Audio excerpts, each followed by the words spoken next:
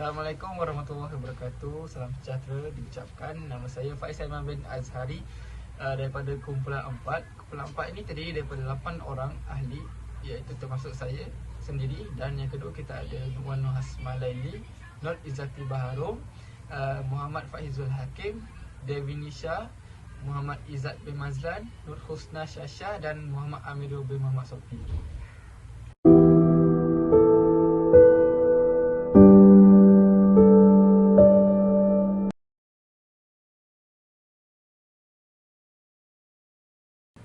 Antara fakta yang wujud dalam isu ini ialah pasangan kekasih berusia 16 tahun disyaki buang bayi dalam bakul motosikal. Polis menahan pasangan kekasih bagi membantu siasatan kes pembuangan bayi di Kampung Siul, Sandis, Kuching pada Khamis 19 Jun 2019.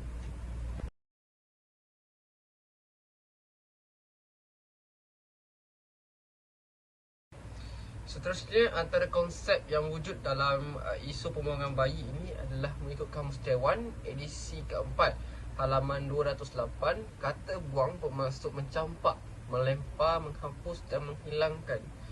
Selain itu, wujud kajian yang telah dijalankan jenayah pembuangan bayi terjadi akibat daripada amalan seks bebas sebelum berkahwin.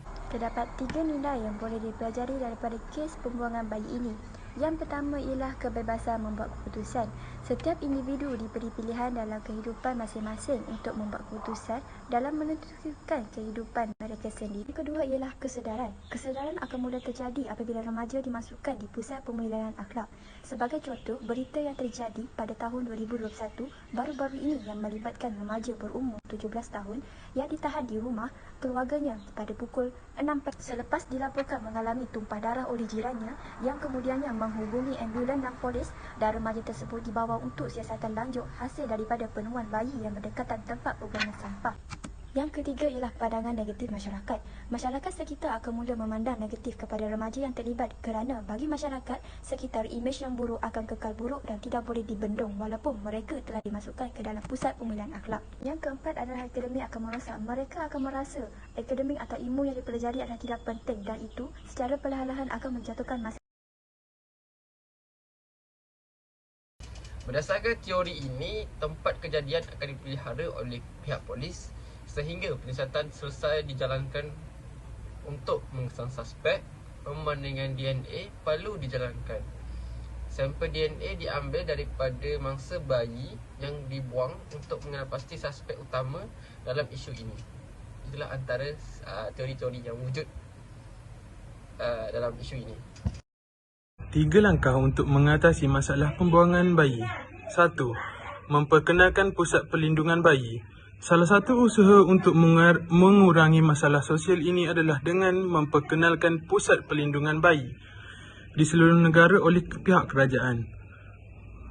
Selain itu, bersama-sama pihak kerajaan juga disertakan sekali dengan pihak hospitality seperti hospital kerajaan dan hospital swasta, contohnya KPJ. Pusat perlindungan ini menjadi saluran bagi ibu yang mahu meninggalkan bayi secara rahsia dan lebih selamat. Seterusnya, beralih kepada perspektif pembuangan bayi dari sudut undang-undang yang terbahagi kepada 2 undang-undang, iaitu Undang-Undang Barat dan Undang-Undang Malaysia. Undang-Undang Barat telah menyatakan bahawa kesalahan pembuangan bayi mempunyai hukuman yang sah dijalankan di bawah Perlembagaan Amerika Syarikat oleh Mahkamah Agung bagi Undang-Undang Georgia. Undang-undang yang diwujudkan bagi membendung masalah tersebut adalah Akta Kanak-Kanak dan Orang Muda United Kingdom 1933 di bawah Seksyen 20. Namun, masih terdapat lagi pengecualian yang dibuat oleh mahkamah, iaitu pengecualian kepada kes-kes khas seperti kes bayi yang dibuang di kawasan tertentu yang disebut sebagai safe haven. Bagi Undang-Undang Malaysia juga, mula terbahagi kepada 2 bahagian, iaitu Undang-Undang Umum dan Undang-Undang Syariah. Terdapat 3 undang-undang yang diwujudkan bagi membendung masalah pembuangan bayi adalah Akta Kanak-Kanak, Akta Kandang Kesiksaan dan Akta undang-undang lain yang berkuat kuasa. Kesemua akta ini adalah berkaitan dengan pengurusan bayi yang dibuang dan berfungsi untuk melindungi kanak-kanak. 3 kelebihan iaitu, yang pertama, tindakan agresif. Pihak berkenaan dalam mengadakan ceramah ataupun kempen.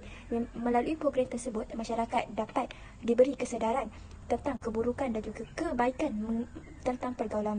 Selain itu, pesalah yang disabitkan kesalahan berzina atau kes berogol perlu dikenakan hukuman yang berat. Dengan agama yang baik ini mampu menjadikan remaja berfikir secara matang ataupun secara rasional, kerana dengan ini mereka dapat menentukan apakah yang mereka lakukan itu sama ada baik ataupun buruk. Bagi kelemahan yang tercetusnya pembuangan kes bayi ini ialah yang pertama, kelemahan bagi langkah iaitu langkah ibu bapa. Ialah tidak semua ibu bapa dapat memberi didikan agama yang sempurna dan mencukupi terhadap anak-anak mereka, lebih lagi pada era pada masa kini. Umum sedia maklum bahawa era yang moden ini meningkatkan kos hidup seseorang, lebih lagi yang berkeluarga dan tinggal di bandar-bandar yang besar. Oleh sebab itu, ramai ibu bapa yang menghabiskan masa-masa seharian mereka dengan mencari wang untuk menyara ahli keluarga mereka masing-masing. Akibatnya, ramai ibu bapa menyerahkan atau melepaskan sepenuhnya tanggungjawab mereka ini kepada guru-guru.